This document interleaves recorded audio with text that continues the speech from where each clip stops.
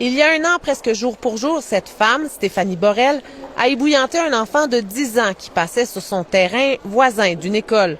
Aujourd'hui, elle a admis le geste qui a choqué le Québec.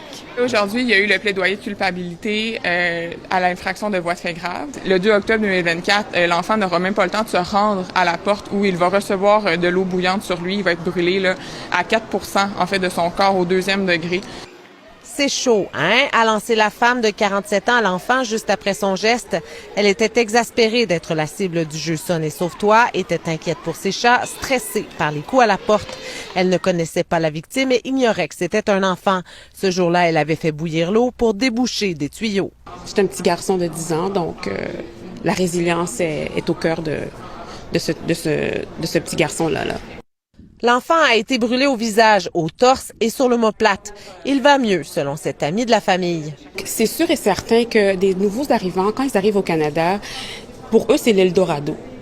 Donc, un geste comme ça, qui est commis à l'égard de leur enfant, c'est un trauma. Il y a un premier soulagement parce que on voulait éviter que le petit puisse témoigner à la cour et revivre les événements de cette journée.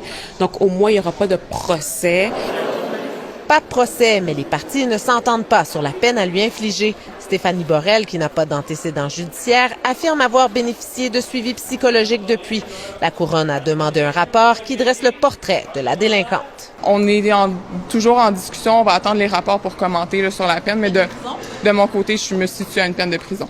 Un geste comme ça à l'égard d'un petit enfant, c'est intolérable. Ce ne sera jamais accepté par la communauté, mais par le Québec, par le Canada. Donc, c'est un acte qui doit être puni. Donc, c'est sûr que nous, on souhaite la prison. Stéphanie Borel reviendra devant le tribunal à la fin janvier. Ici Amélie Desmarais, Radio-Canada, Longueuil.